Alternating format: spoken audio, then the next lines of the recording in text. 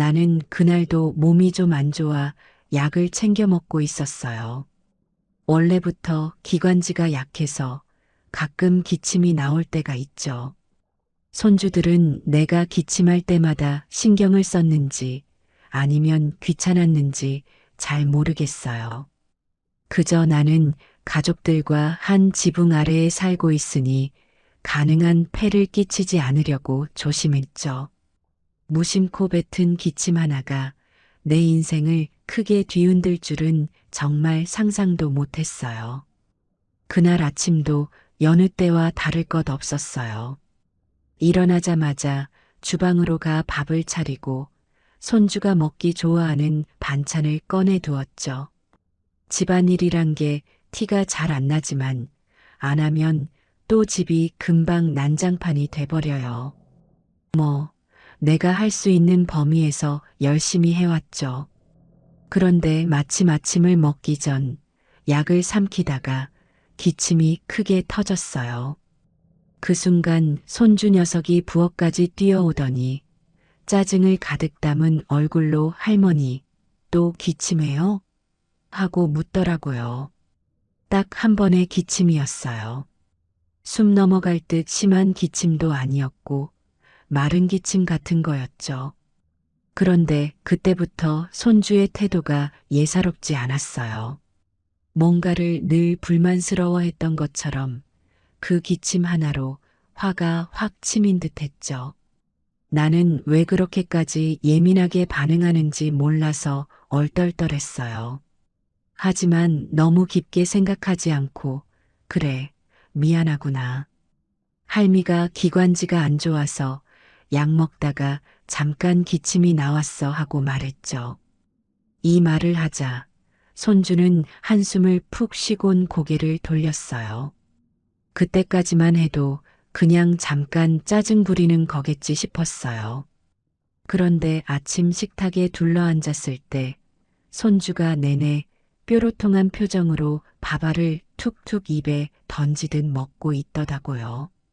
아들 내외도 그 모습을 보는지 마는지 바빴는지 대수롭지 않게 지나가더군요. 원래 요즘 젊은 부모들은 바쁘다 보니 아이들이 심통 부리고 있어도 그냥 모른 척 넘어갈 때가 많아요. 나도 달래주려다가 괜히 더 부하만 돋을까봐 가만히 있었죠. 그리고 우선 내 감정도 많이 상해 있었어요. 아무리 생각해도 손주가 기침 한 번을 그렇게 받아들이는 게 좀 심하지 않나 싶었거든요. 며칠이 지나도 손주의 눈빛은 차가웠어요. 할머니 기침 소리 나서 머리가 울려요. 할머니 또 기침했죠. 이런 말을 툭툭 내뱉으며 나를 투명인간 대하듯 멀리하더군요. 나도 모르게 어깨가 움츠러들었어요. 분명 내가 크게 잘못한 것도 없는데 그 애의 태도는 점점 거칠어졌죠. 아들 내외도 말리기는커녕 바쁘다는 핑계로 서로 눈 마주칠 새도 없다고 하니 제대로 된 대화를 하지 못했어요. 그 와중에 나는 내가 눈치 없이 이 집에 얹혀 살고 있는 건가 싶어서 자꾸만 주눅이 들었죠. 언젠가부터 저녁밥도 조용히 내 방에서 먹고 하루 종일 고개 숙이고 지냈어요. 기침이 나오려 하면 목구멍에 힘을 줘 억지로 참기도 했죠. 얼마나 숨이 막히던지 약효를 온전히 보지도 못하는 것 같았어요. 그래도 내가 할 수 있는 건 그냥 참는 거밖에 없다고 생각했죠. 가슴 한켠에서 서러운 감정이 피어오르긴 했지만 그래도 가족이니까 어찌됐든 함께 살아야 하고 상대가 예민하면 내가 더 조심하면 된다고 믿었어요.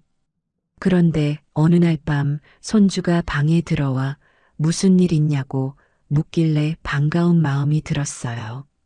잠깐이나마 그 아이가 화해하려고 온 줄 알았죠. 나도 손주야 무슨 일이니? 할미가 뭘 도와줄까? 하고 따뜻하게 물었어요. 그런데 돌아오는 답이 참 매정했죠. 할머니, 근데 나 할머니랑 같이 살기 좀 힘들어요. 할머니 기침 소리 때문에 친구들도 잘 못 불러오겠고, 냄새도 좀 나고, 병원 가도 고칠 수 없어요? 아니면 할머니도 따로 집 구해서 가면 안 돼요? 하고요. 가슴이 덜컥 내려앉았어요. 나는 애써 웃으며 할미가 신경 쓰이게 해서 미안하구나 하고만 말했죠. 하지만 그날 밤 단둘이 남았을 때 손주의 눈길은 정말 차가웠어요. 순간 소름이 돋을 정도로 무서웠죠. 몇 살 안 된 어린애의 말에 마음이 푹푹 찔려 눈물만 났어요. 이 아이가 어떻게 이렇게 나에게 폭언을 할 수 있지? 그저 기침 한 번 했다고? 머릿속이 복잡하게 휘돌았어요. 그 뒤로 사흘째 되던 날 점점 내게 대놓고 나가라는 뉘앙스로 말하더니 결국 큰 소리를 내며 할머니 때문에 정신적 스트레스가 쌓인다고 울부짖는 지경에 이르렀어요. 사실 그런 말을 그대로 받아들이기엔 너무 가혹했어요. 그래도 가족이잖아요. 그런데 그때 마침 아들 내외가 그 장면을 목격하고 손주의 얼굴에 묻은 눈물을 닦아주며 날 째려보더군요. 어머니, 손주가 이렇게 힘들어하는데 어머니가 그냥 아파트 근처에서 따로 거주하시는 건 어떠세요? 라는 말을 꺼냈죠. 내게는 청천벽력 같은 제안이었지만 그들은 마치 당연한 듯이 말했어요. 애써 괜찮은 척 해보려 했죠. 하지만 나도 사람인지라 배신감과 슬픔이 가슴 깊숙이 밀려왔어요. 한숨을 크게 내쉬며 그래, 알겠구나. 내가 여기서 함께 지내는 게 불편하다면 내가 나가마 하고 담담히 말했지만 내 속은 이미 무너지고 있었어요. 그렇게 짐 몇 개만 싸서 갑자기 나와야 했죠. 며칠 정도 있으면 다시 데리러 오겠지. 애가 마음을 고쳐먹겠지 하는 신락 같은 희망이 있었어요. 하지만 그 희망은 그냥 미련이었어요. 그들은 나를 다시 돌아오게 할 생각이 전혀 없어 보였거든요. 손에 쥔 돈도 없고 다른 집을 구할 만큼 여유가 있지도 않았어요. 친척들에게 조심스레 전화해봐도 우리도 여유가 없다. 지금 집이 좁다 이런 식으로만 말하더군요. 다들 경제적으로 힘들다 보니 노인 한 명 덜컥 모실 수 없다는 분위기였어요. 사실 서러워서 눈물이 치밀었죠. 내가 그토록 아들 키우고 손주까지 돌봐주면서 인생 대부분을 가족에게 바쳤는데 이렇게밖에 안 되는 건가 싶었어요. 그렇게 임시로 구한 것이 재개발 예정 구역에 있는 허름한 방 한 칸이었어요. 곰팡이가 피어 있고 창문에서 바람이 새어 들어와 한겨울이면 얼어 죽기 딱 좋은 곳이었죠. 그래도 월세가 싼 편이니 적은 생활비로는 그 이상을 바라기도 어려웠어요.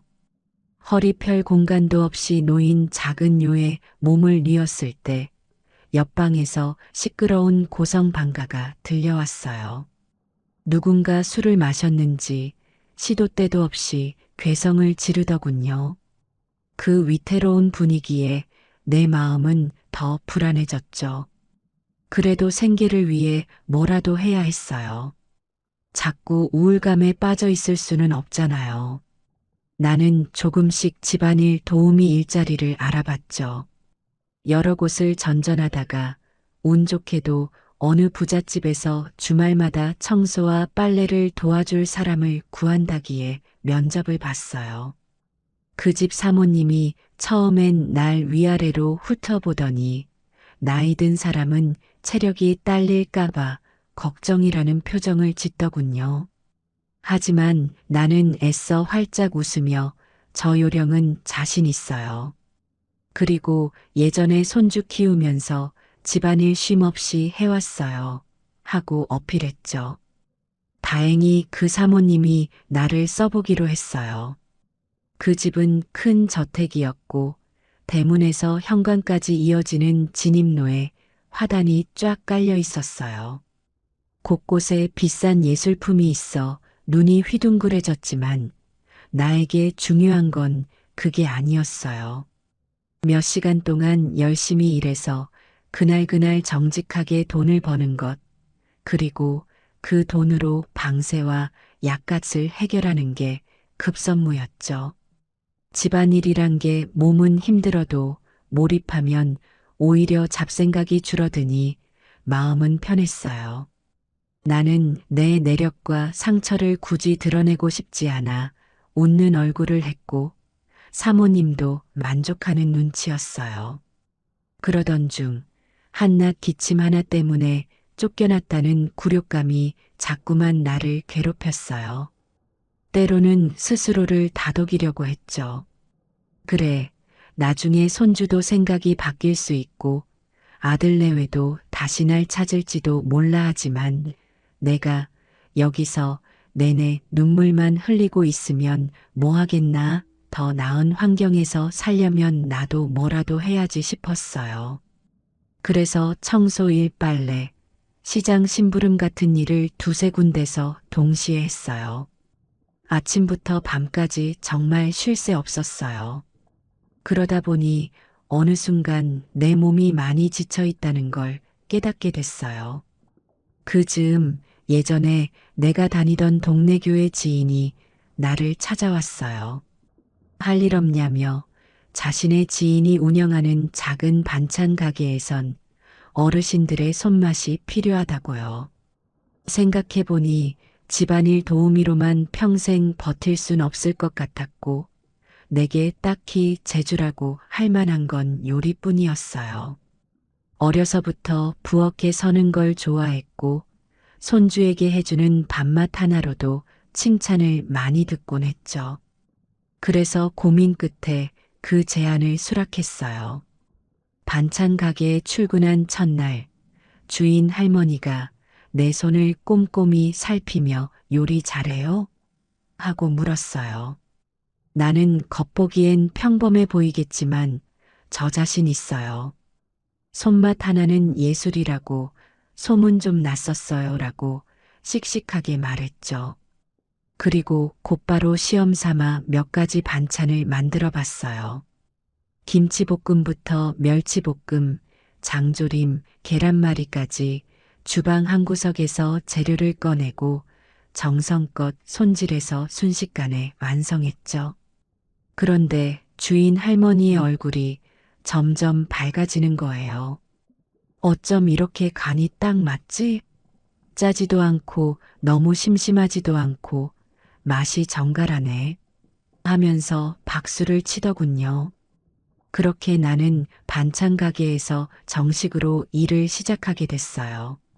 아침 일찍 장 보고 채소 다듬고 하루 종일 불 앞에서 기름이 튀고 열기가 솟는 환경에 노출되다 보니 사실 체력적으로는 만만치 않았죠.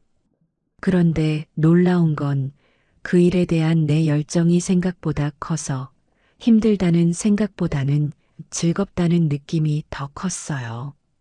특히 아침에 부지런히 마련한 반찬들이 손님들 손에 들려나가고 그 손님들이 며칠 뒤에 또 와서 그 반찬 너무 맛있었어요. 또 사가려고요라며 웃는 얼굴로 말해줄 때마다 보람이 컸어요. 눈물이 날 정도로 뭔가 인정받고 있다는 기쁨에 가슴이 뭉클했죠. 그렇게 바쁘게 지내며 정신없이 하루하루를 보냈어요. 내 손으로 번 돈으로 방세도 꼬박꼬박 내고 살짝 남는 돈이 있으면 동네 슈퍼에서 과일 하나라도 사거 먹으며 작은 행복을 찾았죠. 허름하지만 내 방에 앉아 밤에 김치볶음을 살짝 데워서 따끈한 밥이랑 먹으면 그 순간만큼은 세상 근심 다 잊을 수 있었어요. 그러다 문득문득 떠오르는 건 나를 쫓아냈던 손주 얼굴이에요. 아직도 차가웠던 그 눈빛을 생각하면 화가 나기도 하고 슬퍼지기도 해요. 하지만 일단은 내 앞가림에 집중해야 하니 자꾸 정신을 무장해요. 시간이 좀 흘러 내가 반찬 가게에서 자리 잡고 열심히 일한다는 소문이 조금씩 퍼졌어요. 오전엔 도우미 일하시고 오후엔 반찬 가게에서 조리하시고 그 힘든 걸 어떻게 다 해내세요? 라며 사람들이 신기해했죠. 나도 참 대단하다 싶었어요. 할머니라고 해서 늘 기침만 하고 힘없게 누워있는 존재가 아니라 얼마든지 땀 흘려 일하면서 새로운 길을 개척해 나갈 수 있다는 걸 스스로도 깨닫게 됐죠. 그러던 어느 날 뜻밖의 소식이 들려왔어요. 내가 주말마다 집안일을 도와주던 그 부잣집 사모님이 내 음식 솜씨가 훌륭하다는 얘기를 전해 들은 모양이에요. 그래서 다가오는 중요한 행사에 출장 뷔페를 작은 규모로 준비하는데 혹시 갈비찜이나 잡채, 전 종류 같은 걸 해줄 수 있느냐고 물어왔죠. 나는 반찬 가게 주인 할머니께 양해를 구하고 저녁 늦게라도 레시피 연구를 시작했어요. 갈비 양념장 비율부터 재료 손질까지 하나하나 메모해뒀죠. 행사 당일 새벽부터 부잣집 주방으로 달려가 갈비찜을 푹 고고 잡채에 들어갈 채소들을 곱게 채 썰어 볶고 모둠전을 알록달록 부쳐냈어요. 한창 정신없이 요리를 하고 있는데 갑자기 사모님이 홀에서 시식 중인데 다들 맛있다고 난리예요. 라며 들어와서 환하게 웃더군요. 듣자니 행사 참석자 중에는 꽤 잘 나가는 사업가들도 있다는 거예요. 괜히 나도 들뜨고 뿌듯해졌어요. 역시 나도 아직 살아있구나. 손주가 뭐라 하든 내 인생은 내가 주도할 수 있어. 그런 작은 용기가 생겼죠. 그 행사는 대성공이었고 며칠 뒤 사모님이 나에게 봉투 하나를 건네면서 이건 그날 음식 준비해줘서 고마워서 드리는 거예요. 앞으로 우리 집 행사 있을 때마다 선생님께 부탁드리고 싶어요라고 하더군요. 봉투 안에는 꽤 큰 금액이 들어있어서 깜짝 놀랐어요. 사실 나는 집안일 도우미 월급에 덧붙여 반찬 가게 임금도 더해봤자 근근히 살아가는 정도였거든요. 그런데 갑자기 그렇게 큰 돈이 생기니 기쁨보다는 묘한 불안함이 먼저 들기도 했어요. 그래도 사양하기엔 날 인정해주고 수고에 대해 제대로 대우해주겠다는 의미 같아서 받기로 했어요. 그 돈으로 내가 처음 한 건 방을 옮기는 일이었어요. 재개발 예정지의 그 허름한 방은 곰팡이가 더 심해지고 벽이 갈라져서 더 머무르기 어려웠어요. 조금 더 깔끔한 월세방을 구해서 이사했죠. 창문도 넓고 해도 잘 들고 무엇보다 안전해 보이는 동네라 밤에도 마음이 편안했어요. 이사 첫날 박스를 풀며 허리 펼 틈 없이 움직이다 보니 기침이 터져 나왔지만 이젠 아무도 날 나무라지 않아요. 오히려 괜찮아요, 할머니. 물 좀 드실래요? 하고 옆집 아주머니가 먼저 챙겨줄 정도였죠. 사람 사는 게 이런 걸까 싶어 그날 밤 작은 전등 아래에서 나도 모르게 펑펑 울었어요. 그렇게 안정을 찾고 지내면서도 마음 한구석엔 억울함과 분노가 쌓여갔어요. 내가 기침 한 번 했다고 집에서 쫓아내다니. 그리고 결국 나를 정말 나가게 만든 손주와 아들내외. 그들이 한 번도 날 찾아오지 않는 걸 보면 정말 영영 인연을 끊으려고 하는 건가 싶어요. 처음에는 그래도 어찌 될지 모른다며 스스로 희망을 걸었지만 이제는 의문조차 들지 않아요. 대신 언젠가 내가 제대로 성공해서 너희가 후회하게 만들 거야라는 생각이 서서히 뚜렷해졌죠. 반찬 가게에서의 내일은 점점 늘어났고 매출도 함께 오르는 게 느껴졌어요. 주인 할머니가 손님들이 해주는 반찬 맛을 입에 달고 사네. 우리 가게가 이렇게 붐빈 적은 처음이야. 아이고, 내가 더 힘낼 맛이 난다. 하며 고마워했죠. 덕분에 나도 조금씩 목돈을 모을 수 있었어요. 이쯤 되니까 내 음식에 대한 자신감도 커지고 혹시 작게라도 내 반찬 가게를 열어볼까 하는 생각이 들더군요. 그리고 그때부터 본격적인 내 복수극이 시작된 거예요. 처음엔 무작정 가게를 열기보다는 일단 내 브랜드를 만드는 게 중요하다고 생각했어요. 부잣집 사모님이 몇 번 더 출장 음식을 의뢰해왔고 그때마다 높은 평가를 받았죠. 행사 손님 중에는 대기업 임원이나 외국계 회사 대표 같은 사람들도 있었어요. 그들은 이 음식 누가 한 겁니까? 정말 맛이 한국의 전통을 살리면서도 너무 짜지 않고 감칠맛이 살아있네요. 라며 칭찬했어요. 그러면 사모님이 내 얘기를 간단히 소개해주곤 했죠. 우리 집안일 도와주시던 분인데 음식 솜씨가 보통이 아니에요 하고요. 그렇게 입소문이 조금씩 퍼지다 보니 어느 날 큰 레스토랑을 운영하는 업주로부터 연락이 왔어요. 요즘 한식을 퓨전 스타일로 선보이려 하는데 나 같은 정통 손맛을 가진 분이 필요하다는 거예요. 만나서 자세히 얘기를 들어보니 레스토랑 한편에 작은 코너를 따로 내어서 전통 반찬과 한국식 가정식을 판매하는 부스를 열 계획이라는데 거기서 내가 주도적으로 일해줄 수 없겠냐고 제안했어요. 사실 몸은 힘들지만 이렇게 확장할 수 있는 기회가 흔한 건 아니잖아요. 그래서 반찬 가게 주인 할머니와 상의했는데 그분이 오히려 내가 그동안 많이 배웠으니 이제는 독립해서 더 큰 무대에 가보라며 보내주셨죠. 난 그 마음이 참 고마워서 눈물까지 났어요. 결국 나는 레스토랑에 입성해 전통 가정식 코너를 책임지는 역할을 맡게 됐어요. 재료 선택부터 조리, 메뉴 구성까지 내 손을 거쳐야 했죠. 손이 많이 가고 힘들었지만 그만큼 성취감도 대단했어요. 첫날부터 매출이 쑥쑥 오르더니 나중엔 지역 신문에까지 소개됐어요. 은퇴한 할머니의 손맛이 빚어낸 새로운 트렌드라는 식으로 기사 제목이 났는데 내 사진이 함께 실렸죠. 예전 같았으면 쑥스럽고 창피했을 텐데 이번에는 참 뿌듯했어요. 그래, 나에게도 이런 날이 오는구나 싶었죠. 그 기사를 계기로 방송국에서 작게 인터뷰 요청이 들어왔어요.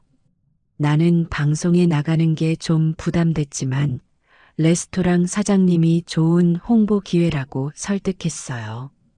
그래서 간단히 내 사연과 요리 과정을 보여주는 코너로 촬영을 하게 됐죠.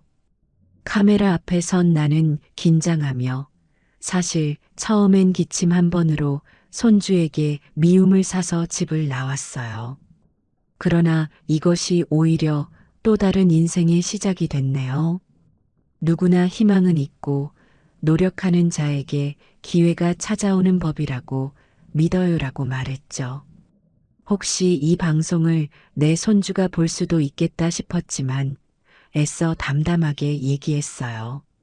방송이 나간 뒤의 반응은 상상 이상이었어요. 연세 지긋한 할머니가 어떻게 저렇게 활력 넘치게 일하시나 하며 감탄을 보내는 사람들이 많았고 레스토랑엔 더 많은 손님이 몰려들었어요. 그저 감사하기만 했죠. 그러던 중 레스토랑 사장님이 본격적으로 한식 브랜드를 론칭하려 한다며 나에게 공동대표로 참여할 의향이 없냐고 물어왔어요. 본인은 자본과 경영을 담당할 테니 나는 메뉴 개발과 전체적인 컨셉을 맡아달라는 거예요. 솔직히 너무 큰 기회이기도 하고 내가 감당할 수 있을까 싶어 두렵기도 했어요.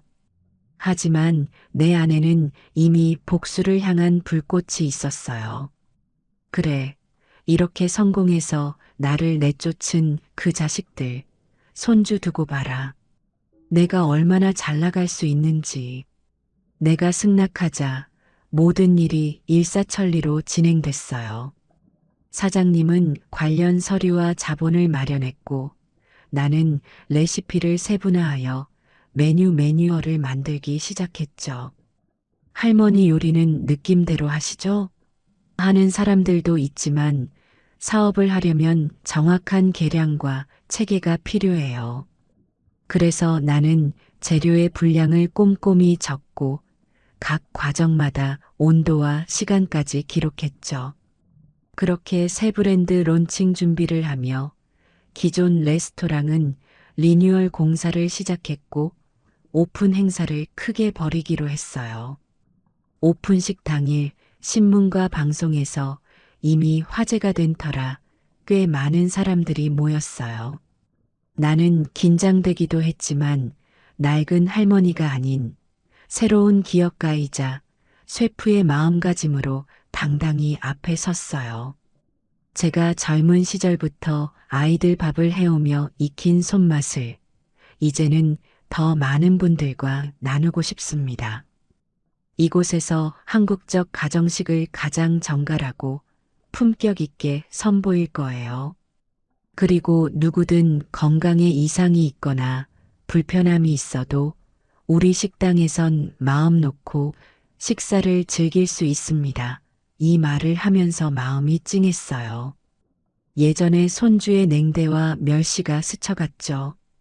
기침 한 번으로 쫓겨났던 내 과거를 이제 웃으며 말할 수 있겠구나. 행사가 성황리에 끝나고 가게 운영이 조금 안정을 찾을 즈음에 드디어 복수의 타이밍이 왔다고 생각했어요. 내가 따로 심부름센터나 그런 걸 동원해 정보를 캤던 건 아니고 그냥 오래전 내 동네 친구들 통해 아들 내외야 손주가 어떻게 지내는지 자연스럽게 알게 됐어요. 듣자 하니 손주는 고등학생이 됐는데 성적이 좋지 않아 대학 입시를 고민 중이라고 하더군요.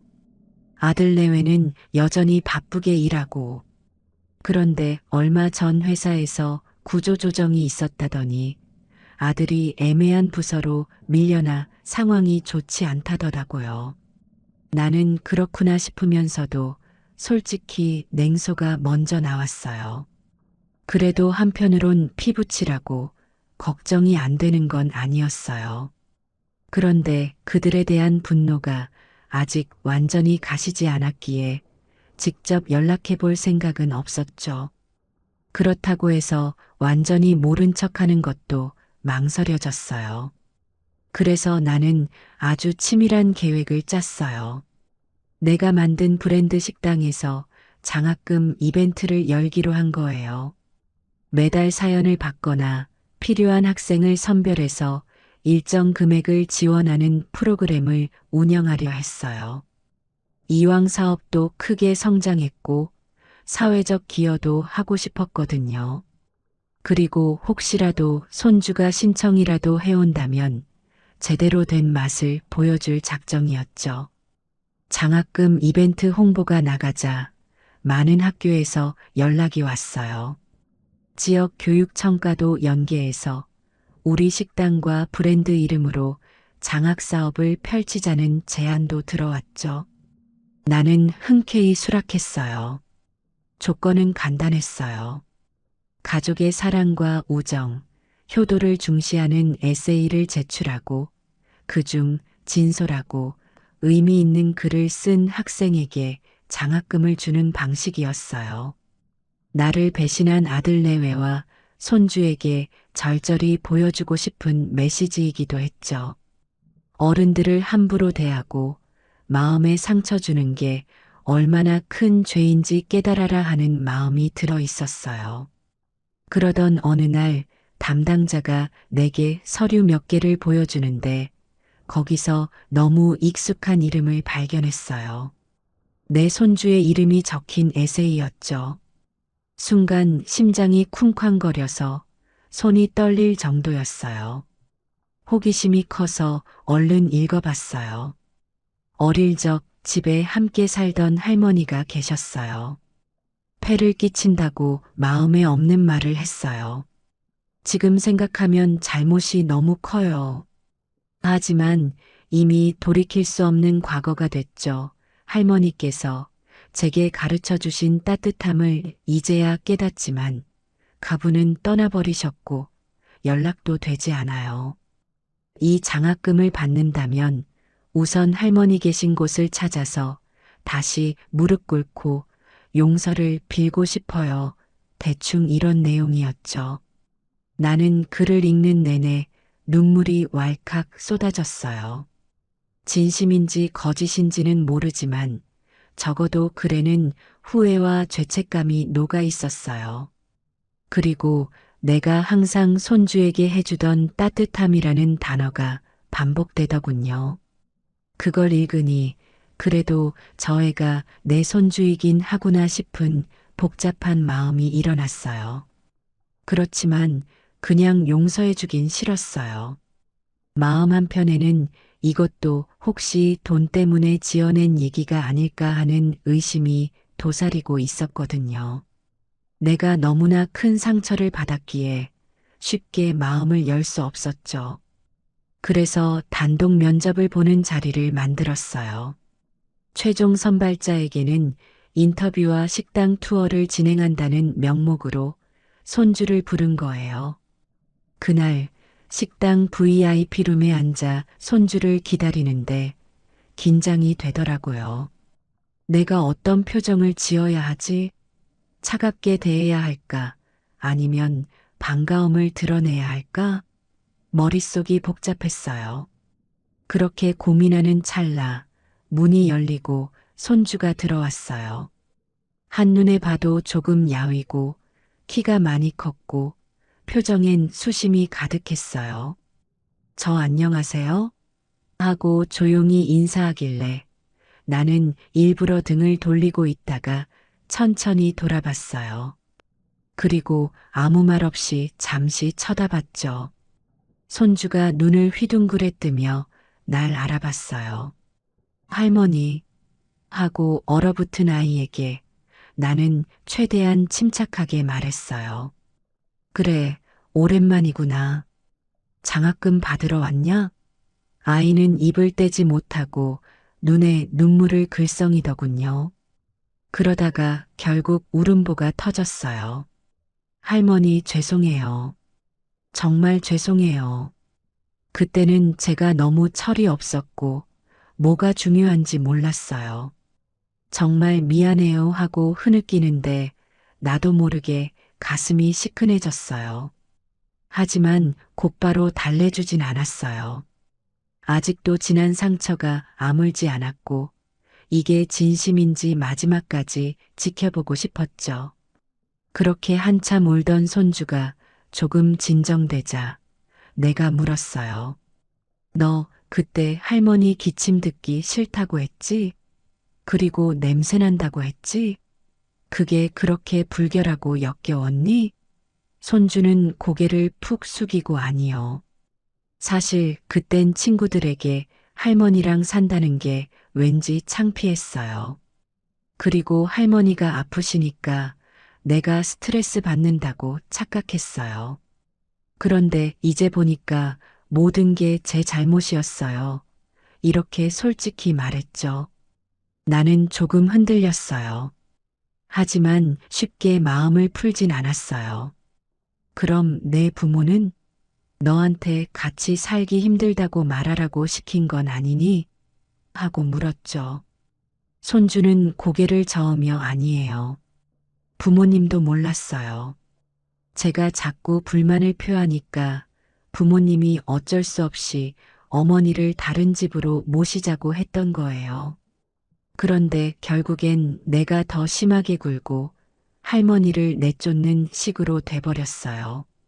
정말 후회해요 하며 또 울먹였죠. 그 모습을 보는데 내 마음속 분노와 서러움이 뒤엉켰어요. 넌 그게 얼마나 큰 죄인지 알아? 할머니는 내가 기침 하나에 무슨 대죄라도 지은 줄 알았어. 그렇게 쫓겨난 뒤 어디서 자고 뭘 먹어야 할지도 막막했어 하고 말했더니 손주는 고개를 못 들고 눈물만 떨어뜨렸어요. 그러다 내 손을 덥석 잡고 다시는 그런 짓 안 할게요. 제발 집으로 돌아와 주세요. 아니, 집이 싫으면 제가 여기로 찾아올게요. 할머니, 제발 한 번만 용서해 주세요 하고 애원했죠. 그 순간 참았던 눈물이 왈칵 쏟아졌어요. 돌아오라고? 이제 와서? 하고 물으면서도 마음 한구석엔 가족의 온기를 갈망하는 내 모습이 있는 걸 느꼈어요. 하지만 내가 쉽게 넘어가면 안 될 것 같았죠. 내 마음에 새겨진 상처가 너무 깊었으니까. 너 혼자만의 문제는 아니야. 내 부모도 나를 외면했어. 나는 지금 여기서 내 식당 운영도 해야 하고 내 삶이 있어. 그리고 너희가 원한다고 뚝딱 돌아갈 마음도 없어. 난 이제 안정된 삶을 찾았고 더 이상 상처받고 싶지 않아.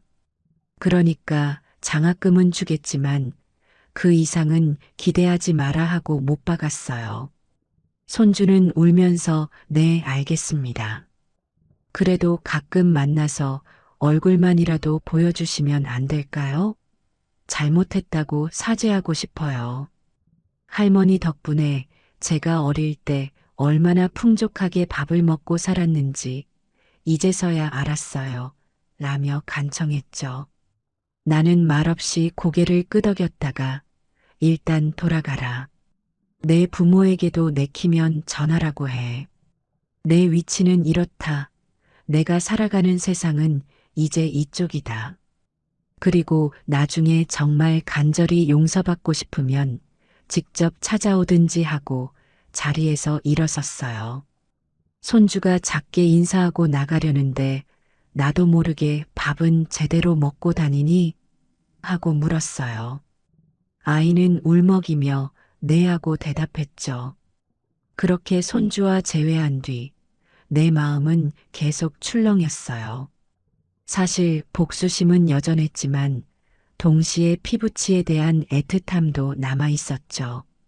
어느 날 문득 생각이 바뀌었어요. 진짜 복수라는 건 내가 잘 나가서 그들이 후회와 자책 속에서 평생을 보내게 만드는 게 아닐까? 그리고 내가 정말 아무렇지도 않게 그들을 외면하는 것. 그게 가장 큰 복수야. 그런 생각이 들자 오히려 마음이 한결 가벼워졌어요. 그러고 나서 2주쯤 지났을 때 아들 내외가 내 식당으로 찾아왔어요. 아들은 겸손하게 허리 숙여 어머니, 정말 오래간만입니다. 그동안 저희가 너무 불효했습니다. 죄송해요 하는데 역시 이번에도 사죄의 말을 쏟아내더라고요. 며느리도 같이 울며 어머니 도와드리지도 못했는데 이렇게 성공하셔서 다행이지만 저희는 너무 부끄럽고 한 번만 기회를 주시면 안 될까요? 라고 했어요. 나는 딱히 다시 예전으로 돌아가고 싶은 마음은 없었어요. 하지만 또 한편으론 내가 죽을 때까지 그들을 등지고 살 수 있을까 하는 생각이 들었어요. 결국 그날 난 차가운 표정을 유지하며 내가 이 정도로 안정을 찾기까지 얼마나 힘들었는지 아냐. 다 지나간 일이라 치기엔 난 너무 큰 상처를 받았어. 그러니 지금 와서 아무 일 없던 듯 받아들이긴 어렵다 하고 말했죠. 그들은 내가 한동안 침묵하자 혹시나 희망이 있을까 싶었는지 다시 간청했어요. 일단 식사라도 같이 하시죠. 예정이라도 있고 저희가 잘못을 깨달았으니 기회를 좀 주시면. 그 순간 식당 홀에 사람들이 많아서 시끄러웠지만 나는 여전히 그들의 말이 또렷이 들렸어요. 가족이라는 단어가 떠오르자 갑자기 울컥했지만 표정은 숨기고 알았다. 오늘은 가게 끝나고 시간이 좀 되니까 잠깐 얘기나 더 해보자 하고 제안했죠. 아들 내외는 고개를 숙인 채 감사합니다 하고 나갔어요. 가게 마감 후 우리는 근처 조용한 찻집에 모였어요. 거기서 아들은 긴 한숨을 내쉬며 자신이 회사에서 자천 위기에 처해 있다는 이야기, 손주가 대학 가려면 돈이 필요한데 집안 사정이 좋지 않다는 이야기, 그리고 내 허락을 맡아 다시 모시고 싶다는 이야기를 줄줄이 꺼냈어요. 어머니, 말도 안 되는 부탁인 줄 알지만 저희가 너무 궁지에 몰렸어요. 제발 한 번만 저희를 도와주세요라는 말에 순간적으로 어이가 없어서 헛웃음이 나왔죠. 그래도 실망스러운 마음과 동시에 한편으론 그런 사정을 듣고도 그냥 외면하기가 쉽지 않았어요. 부모에게 받아온 내 타고난 성정이랄까. 그래도 가족인데 하는 생각이 머릿속을 맴돌았죠. 결국 나는 결정을 내렸어요. 그 자리에서 아들 내외에게 단호하게 말했어요. 내가 도와줄 수도 있다. 하지만 조건이 있어. 첫째, 앞으로 내 삶을 간섭하지 마라. 내가 언제 어디서 어떤 일을 하든 잔소리나 간섭을 하지 말아야 한다. 둘째, 손주에게 철저히 효의 개념을 가르쳐라. 그냥 말로만이 아니라 행동으로 보이라고. 셋째, 내가 필요할 때만 나를 찾되 평소에는 내 의지와 자유를 존중해라. 이것들은 조건이 아니라 내가 나 스스로를 보호하기 위한 최소한의 방어선이야. 아들 내외는 고개를 숙이며 네, 어머니. 정말 그렇게 하겠습니다 하고 동의했어요. 나는 곰곰이 생각하다가 내가 회사 일 때문에 힘들다 했지? 좀 더 발전할 수 있는 일을 내가 연결해 줄게. 내가 음식 사업을 좀 확대하려 해. 새로운 공장도 세워서 전국 유통을 해볼 생각이거든. 너는 내 회사 쪽으로 와서 마케팅이나 관리 같은 걸 배워봐. 정식 월급도 주고 기회도 줄게 했어요. 사실 이런 말을 하며 내가 얼마나 바보처럼 보일지 스스로도 알았어요. 무슨 복수냐, 결국 가족이면 다 받아주네. 이런 소리도 들을 수 있죠. 하지만 내가 더욱 높이 오르고 그들이 나에게 의존하는 구조를 만드는 게 진정한 복수이자 내 마음의 위안이 아닐까 하고 생각했어요. 기왕 돕는다면 그냥 손 벌려 돈만 주는 건 싫었거든요. 내 방식대로 내 이익도 지키면서 그들을 관리하겠다는 의지였죠. 그렇게 일이 진행됐어요. 아들은 내 회사로 들어와 일하게 됐고 며느리도 스스로 뭘 배울 수 있는지 찾아보겠다며 분주히 움직였어요. 손주는 주말마다 내 식당에 와서 아르바이트를 하며 내가 요리하는 걸 지켜봤죠. 처음엔 어색해했지만 요령이 없는 손주가 설거지통 앞에서 허둥대는 모습을 보며 나도 모르게 웃음이 나왔어요. 마음 한구석에 남아있던 앙금은 아직 녹지 않았지만 손주가 열심히 일하고 고개 숙여서 땀 흘리는 모습에 조금씩 화가 풀리더라고요. 한 번은 식당 영업이 끝난 뒤 손주가 내게 조심스레 물어봤어요. 할머니, 옛날에 제가 왜 그렇게까지 할머니를 미워했는지 모르겠어요. 그냥 철이 없었다고 하기엔 너무 큰 상처를 드린 것 같아요.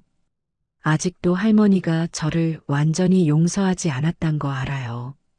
근데 전 정말 할머니께 잘 보이고 싶어요. 그래서 일부러 주말마다 여기 와서 일해요. 혹시 믿게 보이더라도 저 정말 진심이에요. 그 말을 들을 때 나는 손주의 얼굴에서 뭔가 간절함을 느꼈어요. 전에는 느끼지 못했던 진심이랄까요? 그래서 살짝 웃으며 대답했죠. 그래, 뭐 나도 아직 상처가 아물지 않아. 하지만 내가 이렇게라도 노력하려 하면 언젠가는 나도 마음을 열지 않겠니? 계속 보여줘. 그날 이후 손주는 누구보다 부지런히 식당에 나와 일손을 도왔어요. 처음에는 단순 설거지나 배달 보조만 했는데 점점 동료들이 이것저것 가르쳐 주기 시작하니까 꾀일을 잘 따라왔죠. 그 모습을 보며 아이가 많이 변했구나.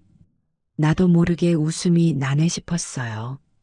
가게 식구들도 손주가 참 착하고 열심히 하네요. 할머니 닮은 것 같아요 하고 칭찬해 주니 괜히 뿌듯하기도 했어요. 한편 내 사업은 더욱 번창했어요. 유통공장도 세워 전국 각지에 우리 반찬과 가정식 밀키트를 공급하기 시작했고 해외 교포들에게도 배송을 준비하는 중이었어요. 언론에서는 시니어 기업인의 성공 신화라고 보도했고 투자를 원하는 사람들도 몰려들었어요. 모든 것이 순조로웠죠. 하지만 그 반짝이는 성공 뒤에서 내가 느끼는 감정은 오히려 허전함이었어요. 분명 복수는 했어요. 나는 당당히 성공했고 이제 아들 내외와 손주는 내 도움 없이는 살기 힘든 처지가 됐죠. 그런데 막상 현실에서 이들이 힘들어하고 날 필요로 하니까 내가 또 손을 내밀어 도우며 마음 한편으로 안도하고 있어요. 그래, 이게 진짜 이길 수 있는 복수야. 사람답게 대접받으며 그들에게 우위에 서 있는 것하고 스스로 되뇌었죠. 그러면서도 언젠가는 이 앙금을 완전히 풀고 정말로 서로 감싸줄 수 있는 날이 오길 바랐어요. 그렇게 시간이 지나 손주는 결국 내 식당을 다니며 아르바이트를 하다가 조리학과로 진학했어요. 고등학교 졸업 후에 스스로 결정한 일이었죠. 나중엔 호텔 요리사로 성장하고 싶다며 의지를 불태우더군요. 처음엔 내가 괜히 힘든 길로 가는 건 아니니? 하고 물었는데 손주는 할머니처럼 되고 싶어요. 많이는 바라지 않아요. 그냥 할머니의 손맛 반이라도 담고 싶어요라고 말했어요. 마음속 깊은 곳에서 치밀어 오르는 뜨거운 감동에 난 그래. 하고 싶으면 해봐. 내가 선택한 길이니 할미가 응원해 줄게 하고 답해줬죠. 대학교에 입학한 손주는 더 바빠졌어요. 하지만 주말이면 어김없이 우리 식당을 찾아와 한두 시간이라도 일손을 거들었죠. 나중엔 내가 요리하는 걸 곁눈질로 배우며 이것저것 물어보기도 했어요. 예전 같으면 질색하던 기침도 이젠 크게 신경 쓰지 않는 눈치였죠. 혹시 내가 기침하다가 고개를 들면 손주는 즉시 할머니 물 드시죠 하며 달려오거든요. 그럴 때마다 시간이 참 모든 걸 변화시킨다는 걸 실감했어요. 아들도 내 회사에서 점차 자리를 잡아갔어요. 마케팅이 뭔지, 물류는 어떻게 관리해야 하는지 하나하나 배우며 본인도 꽤 재미를 붙이는 눈치였어요. 처음에야 내가 쫓겨났던 걸 떠올리면 괘씸했지만 이제 함께 협력하며 내 브랜드를 키워가는 모습을 보면 내 복수는 이렇게 완성되는구나 싶어요. 내가 무시했던 늙은 할미가 이제 내 삶에 필요한 절대적 존재가 됐지. 그래도 난 너를 나락으로 몰지 않고 같이 잘해보겠다고 손을 잡아줬다. 진짜 복수는 이런 거야. 마음속으로 그렇게 중얼거리며 스스로를 다독였어요. 그러다 손주가 대학교 2학년이 되던 무렵 우리 회사와 식당에서 주최하는 큰 축제가 열렸어요. 전통 가정식 페스티벌이라는 이름으로 전국 각지에서 음식 애호가들이 몰려들었어요. 손주도 학교 동기들과 함께 부스를 차려 직접 만든 요리를 선보였어요. 그 부스는 우리 할머니에게 사사받은 레시피를 바탕으로 젊은 감각을 더한 퓨전 요리였죠. 행사장은 인파로 북적였고 시식을 하려는 줄이 길게 늘어서 있었다고 해요. 바삐 돌아다니던 내 눈에 손주가 땀을 뻘뻘 흘리며 사람들에게 설명하고 있는 모습이 들어왔어요. 그 모습을 지켜보다가 눈물이 왈칵 날 뻔했어요. 저 녀석이 저렇게 열심히 사는데 내가 언제까지 앙심만 품고 있을 순 없겠구나. 행사가 끝나고 손주가 내게 다가와 할머니, 잘 보셨어요? 우리 팀이 만든 요리 어땠어요? 하고 묻길래 나는 살짝 미소 지으며 아주 좋았어. 맛도 있고 젊은 감각도 돋보이고 내가 아주 대견해하고 칭찬했어요. 그러자 손주가 갑자기 울컥하며 할머니, 보고 있으면 아직도 죄스러워요. 그래도 예전처럼 할머니가 제 곁에 있어서 정말 다행이라고 생각해요 하더군요. 난 그냥 고개 끄덕이며 그래, 이제부터는 잘하면 돼. 사람은 누구나 실수를 하지만 그 뒤에 어떻게 바뀌느냐가 중요한 거야 하고 답했죠. 그날 밤 모든 행사가 끝난 뒤 가족들이 모여 작은 식사를 했어요. 나와 아들, 며느리, 손주, 그리고 몇몇 지인들까지. 나는 식사 자리에서 작은 건배사를 하며 말했어요. 내가 한때 너무 큰 상처를 받았지만 오늘 이렇게 보니 그래도 가족이란 게 참 좋구나 싶다. 물론 지난 상처가 다 없어지진 않았어. 그래도 앞으로 우리가 함께 미래로 나아갈 수 있다면 그걸로 족하다고 생각해. 다들 함께 노력해보자. 그러자 아들 내외도 눈물을 글썽이면서 어머니, 앞으로는 저희가 더 잘 모실게요. 더는 불효하지 않겠습니다 하고 머리를 숙였어요. 손주도 말없이 고개를 끄덕이더군요. 결국 난 그들을 완전히 용서한 건 아니에요.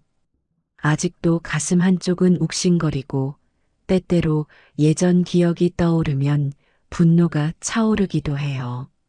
그래도 나는 내 힘으로 일어나서 성공했고 그 과정에서 얻은 자신감과 자존감으로 이제는 그들에게 휘둘리지 않아요.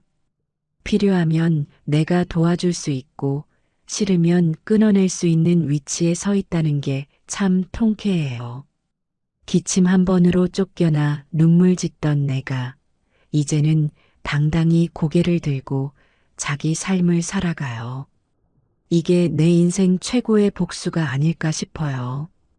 그리고 복수 끝에 남은 것은 의외의 따뜻함이었어요. 나를 무시하던 그들이 이제 내 손을 잡고 내가 준 기회를 붙들고 내 가치를 인정하고 있어요. 말하자면 내가 복수를 했고 동시에 그들을 변화시켰어요. 물론 마음에 남은 상처가 완전히 치유되진 않았지만 적어도 더 이상 외롭지 않아요. 나는 내가 원하는 대로 살고 있고 그들은 나를 존중해 주죠. 한때는 쓰라렸던 기억이 지금은 나를 강하게 만드는 원동력이 됐어요. 가끔 손주가 할머니 기침하시는데 괜찮으세요? 하며 물으면 나는 이제 부끄럼 없이 기침을 해요. 괜찮아. 괜찮아. 몸이 조금 안 좋으면 어때? 난 이제 너한테 기침한다고 구박받을 일도 없는데 그렇게 웃어넘길 수 있는 지금이 어찌 보면 내가 바라던 진짜 승리 같아요. 내가 더 이상 기침을 죄처럼 숨길 필요도 없고 그들도 예전과 달리 내가 편히 숨 쉴 수 있도록 내 곁을 지켜주니 말이죠. 인생이라는 건 참 얄궂어요. 한순간에 천국과 지옥을 오가게 만들기도 하죠.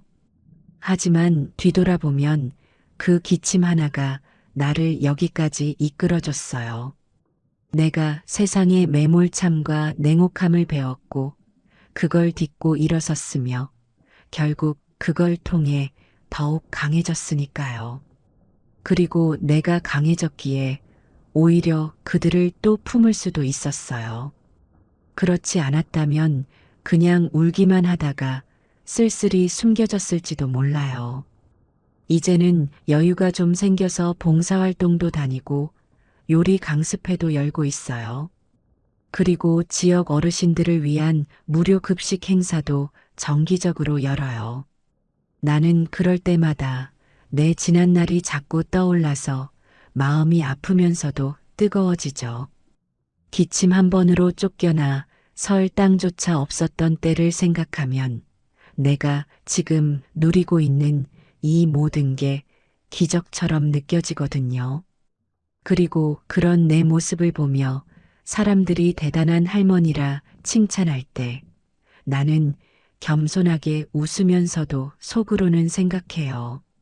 그래, 나 정말 대단하긴 하지. 기침 때문에 집에서 쫓겨나서도 여기까지 왔으니까. 그렇게 이야기하면 어떤 사람들은 그건 너무 드라마 같다고 말해요. 하지만 사실이죠. 현실은 드라마보다 더 깊은 상흔과 더 짙은 눈물을 동반해요. 나는 그것들을 오래 견뎌왔고 그러면서 힘을 길렀어요. 그 누구도 무시할 수 없는 나, 그 누구도 함부로 해칠 수 없는 나. 그렇게 변했어요. 그러니 손주와 아들 내외도 이젠 함부로 굴 생각 못하죠. 그리고 그건 내게 엄청난 안도감이 돼요. 나를 지켜줄 사람도 나를 해치지 않을 보호막도 결국 내가 직접 만들어야 했다는 사실을 절실히 깨달았어요. 물론 아직도 화가 날 때가 있어요. 그때 왜 그랬나 가족이라는 이름으로 날 배척했던 기억은 평생 사라지지 않을 테니까요. 하지만 동시에 이런 생각도 들어요. 그 상처 덕분에 내가 더 높은 곳으로 올라왔잖아. 어쩌면 그들에게 고마워해야 할지도 몰라. 이모저모 복잡한 감정들이 뒤섞여 있지만 분명한 건 내 인생이 과거 어느 때보다도 행복하다는 거예요. 이제 나는 매일 아침 새로 마련한 집에서 눈을 뜨면 창문 밖으로 쏟아지는 햇살을 보며 미소 짓죠. 기침이 좀 나와도 더 이상 움츠러들지 않아요. 아, 또 목이 좀 간질거리네. 약이나 챙겨 먹어야겠다 하고 가벼운 마음으로 넘겨요. 그러고 나서 거실로 나오면 켜켜이 쌓인 요리책과 레시피 노트들이 반짝이죠. 그걸 보면 설레요. 오늘은 또 어떤 새로운 메뉴를 만들어 손님들을 기쁘게 할까? 어떤 풍경을 더 그려갈까? 그리고 얼마 뒤면 손주가 문을 열고 들어와 할머니, 오늘은 제가 새로 연구한 요리 맛 좀 봐주세요 하겠죠. 나는 그 애를 보면서도 여전히 완전히 풀리지 않은 마음을 품고 있을 거예요. 그래도 한번 배신했던 건 평생 잊지 않을 거야라는 생각 말이죠. 그 마음을 대놓고 표현하진 않지만 스스로를 다독이는 의미로 간직하고 있어요. 배신감이 사라지면 내가 다시 무너질까 두렵기도 해요. 그렇지만 적어도 이제 서로에게 날선 말로 상처 주는 일은 없어요. 예전처럼 함부로 기침 소리를 트집 잡거나 사람을 매몰차게 내쫓는 일도 없어요. 오히려 지금은 내가 그들에게 천천히 해, 괜찮아 하고 말해줄 수 있는 여유가 생겼죠. 돌이켜보면 어쩌면 내 복수는 눈물과 한숨 속에서 꾸역꾸역 살아남는 데서 시작됐어요. 그리고 내 고된 노력이 결실을 맺어 나를 쫓아낸 그들에게서 벗어나 독립하고 번창함으로써 한층 더 성장한 거예요. 마지막에는 그들이 자발적으로 무릎 꿇고 용서를 구하게 만들었으니 이건 정말 통쾌한 일이죠. 그렇다고 해서 모든 게 해피엔딩인 건 아니지만 최소한 나는 내 상처를 스스로 치유할 힘을 얻었고 앞으로도 내 길을 걸어갈 거예요. 혹여 언젠가는 완전한 화해와 서로에 대한 신뢰가 찾아온다면 그것도 나쁘지 않겠죠. 내가 믿는 건 사람은 결국 스스로 변하고 성장해야 한다는 거예요.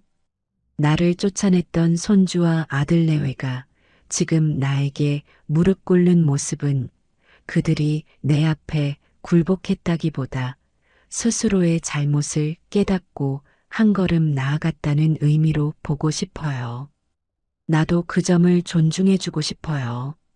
시간을 돌이킬 수 없다면 남은 시간이라도 서로 발전적으로 살면 되는 거죠. 오늘도 나는 조용히 창가에 앉아 생각해 봅니다. 그때 기침 한 번 안 했다면 지금쯤 어땠을까? 여전히 집에서 눈치 보며 살고 있었을까?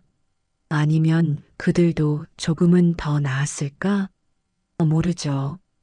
하지만 분명한 건 기침 한 번에 쫓겨난 뒤로 내가 만들어낸 이 세상이 훨씬 풍요롭고 멋지다는 거예요. 쓸쓸한 밤들을 보냈고 막막한 새벽들을 견뎠으며 수치와 배고픔을 참아왔지만 결국 이겨냈어요. 이제 가족이라 해도 날 함부로 대할 수 없고 나 역시 그들을 지배할 수 있을 만큼 강해졌어요. 그 길고 쓰라린 여정의 끝에서 난 한편으론 뿌듯하고 한편으론 아프기도 해요. 하지만 이게 내 인생인 걸 어쩌겠어요. 나는 이 길을 후회하지 않아요. 그리고 이 모든 과정을 지켜보는 사람들은 분명 큰 교훈을 얻을 거라고 믿어요. 아무리 나약해 보이는 존재라도 한번 무시당했다고 해서 끝나는 게 아니라고. 그리고 그 복수가 단지 상대를 짓밟는 것만이 아니라 스스로를 강하게 만들고 결국 함께 더 나아가는 길이 될 수 있다는 걸 내 이야기를 통해 알 수 있으리라 생각해요. 이제 다시 조용히 약을 챙겨 먹고 기침을 해요. 그러나 난 전혀 주눅 들지 않아요. 더는 누구도 날 쫓아낼 수 없으니까요. 오히려 내가 그들을 선택해 줄지 받아줄지가 달린 상황이죠. 그게 내가 해낸 복수고 또 내가 얻은 자유예요. 그리고 그 자유 안에서 나는 슬픔과 기쁨을 함께 껴안고 살아가요. 만약 세상을 떠날 때가 오면 할머니는 한 번 기침했다가 가장 큰 상처를 받았지만 결국엔 그 상처를 온 힘으로 이겨내고 멋진 삶을 살아갔다는 이야기로 남길 바랄 뿐이에요. 이 이야기를 누군가 들어주고 눈물 흘려준다면 그건 내 인생의 값진 선물이 되겠죠. 내가 흘렸던 눈물이 헛되지 않았다고 느낄 거예요. 그건 분명 사이다 같은 통쾌함도 주지만 동시에 사람들이 내겐 슬픈 역사가 있었다는 걸 잊지 않게 만들어줘요. 삶이 늘 달콤하지만은 않죠. 그러나 가장 쓰라린 시간 속에서 내가 찾은 복수와 승리는 지금의 나를 이렇게 단단하게 만들었어요. 그리고 난 오늘도 기꺼이 기침을 하며 활짝 웃어보려 해요. 그것이 진정한 승리의 증거니까. 난 부끄럽지 않아요. 그리고 다시는 누군가가 내 기침 한 번에 날 내치지 못할 거라는 확신이 있어요. 이제 내 이야기는 여기까지예요. 누군가가 내 이야기를 듣고 마음속에서 울컥하는 슬픔과 동시에 그래도 정말 통쾌하다고 느낀다면 그걸로 충분해요. 결국 인생은 스스로 개척하는 거니까요. 그리고 나처럼 강해질 수 있다는 걸 세상 모든 할머니와 할아버지, 아니, 모든 사람이 알아줬으면 좋겠어요. 기침 한 번으로 내쳐져도 일어설 수 있고 더 멋지게 살아갈 수 있으니까요. 나는 지금도 머릿속으로 새로운 반찬 레시피를 구상해요. 손주가 기웃거리며 묻죠. 할머니, 이번에도 비법 양념 쓰실 거예요? 나는 뻔한 듯 웃으며 말해요. 그래, 그런데 넌 아직 모를 거야. 좀 더 노력해봐. 그러면 손주는 장난스럽게 투덜대면서도 어느새 재료를 열심히 다듬고 있죠. 그런 모습을 지켜보는 나는 마음 깊은 곳에서 묵은 슬픔이 가라앉는 걸 느껴요. 이제 미움보다 소중함을 더 크게 느끼고 싶거든요. 그게 나만의 복수이자 동시에 용서하는 법이에요. 그리고 내 인생 마지막 장에 이렇게 적고 싶어요. 기침 한 번 했다고 쫓아낸 매몰찬 그들이 결국 내게 엎드려 눈물 흘렸고 나는 그 눈물을 밟고 일어서 더욱 높이 날아올랐다. 그러니 누구도 날 다시 무시하지 못했고 가족도 다시는 날 함부로 대하지 못했다. 그리고 시간은 모든 것을 치유하거나 최소한 극복하게 해주었다. 이렇게 긴 여정의 끝엔 내 스스로가 자랑스러워요. 그리고 이 글을 읽는 누군가도 희망을 얻고 나처럼 울고 나서 다시 씩씩하게 살아가길 바래요. 기침 소리가 창문 밖으로 퍼져나가요. 시원한 바람을 가르며 내 건강도 조금씩 나아지는 것 같아요. 그 기침은 더는 나를 옥죄는 굴레가 아니라 내가 숨쉬고 있음을 알려주는 소리죠. 그리고 오늘도 난 기침을 마친 뒤 다시금 부지런히 뭔가를 만들어낼 거예요. 울고 싶을 때가 있으면 그냥 울고 화가 날 때가 있어도 조금씩 풀어가면서 내 식당에서 손님들을 만나고 손주와 대화하고 아들 내외와 머리를 맞대고 사업 아이디어를 구상해 보겠어요. 과거의 상처를 딛고 일어서서 지금처럼 한 발 한 발 나아갈 거예요. 그게 할머니인 내가 할 수 있는 최선의 삶이니까요. 두 번째 사연.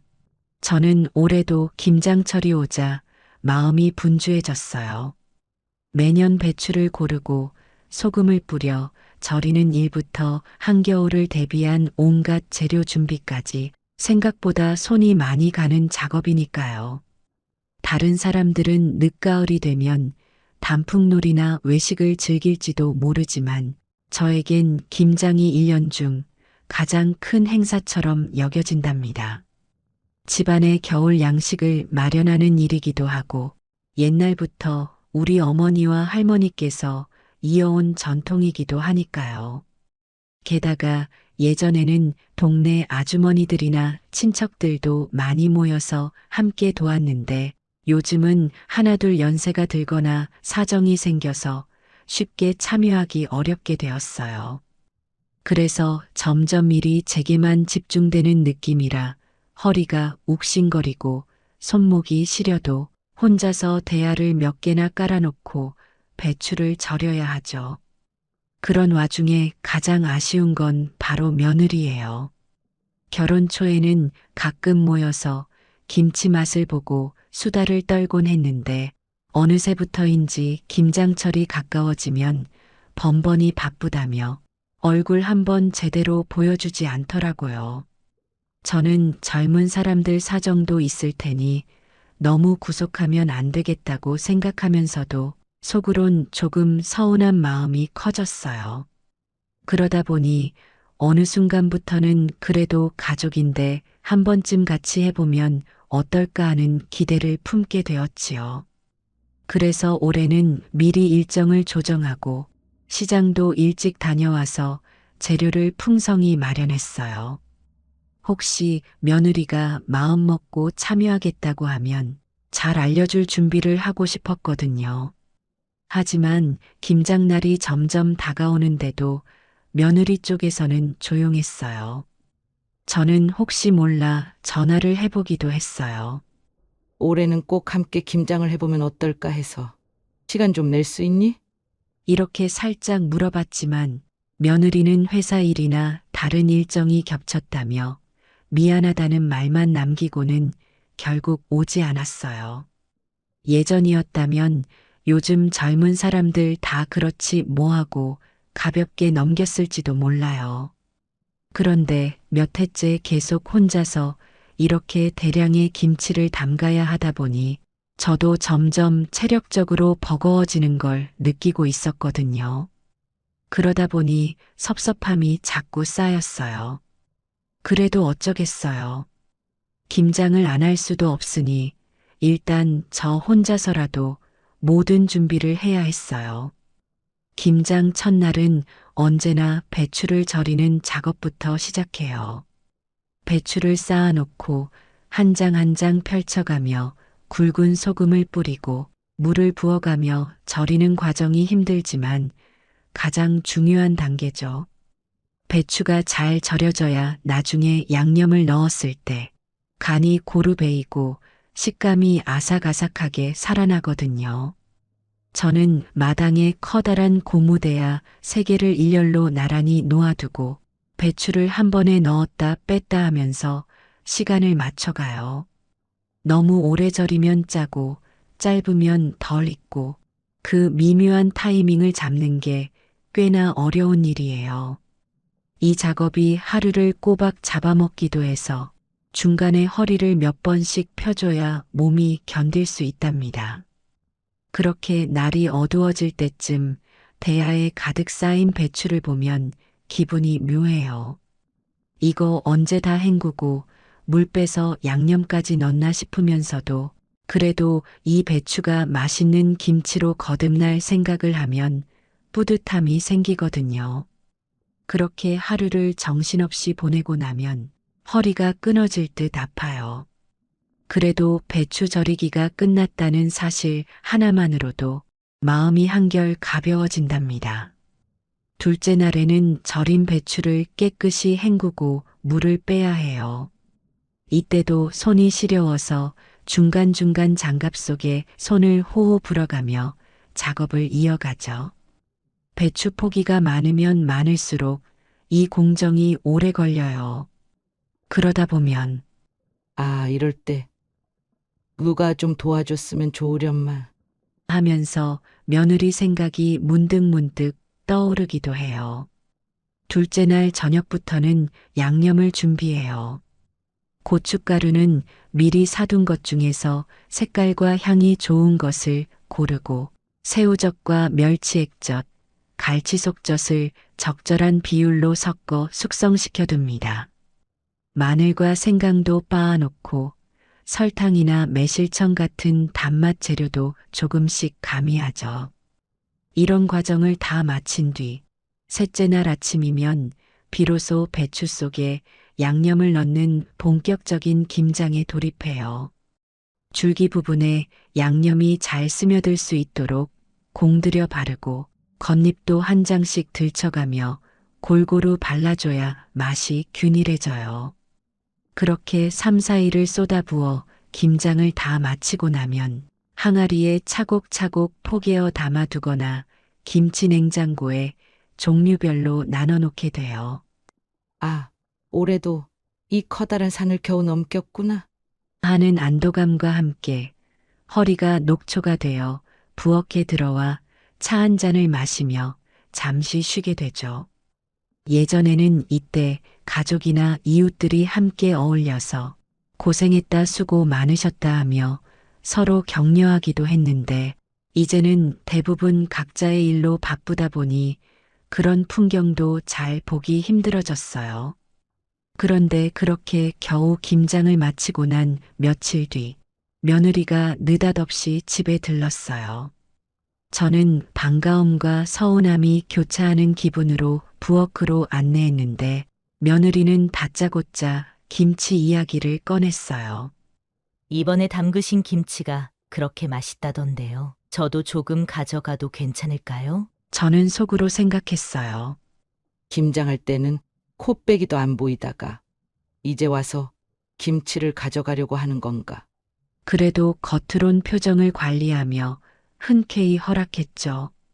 며느리도 우리 가족이나 다름없으니 김치를 나눠주고 싶은 마음이 없는 건 아니거든요. 문제는 며느리가 말하는 조금의 기준이 저랑 너무 달랐다는 거예요. 저는 조금이라길래 한두 통 정도려니 했는데 결국 커다란 통들을 꺼내서 가득가득 담아 트렁크에 싣고 떠났지요. 난감했지만 굳이 제지를 하지도 않았어요. 떠나고 난 부엌에는 텅 빈 자리들만 남았고 저는 한편으로 씁쓸함이 밀려왔어요.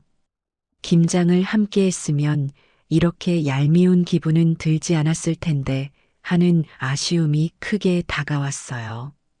며칠 뒤 며느리는 한술 더 떠서 친정에도 나누고 친구들에게도 자랑하느라 김치가 더 필요하다고 연락을 해왔어요.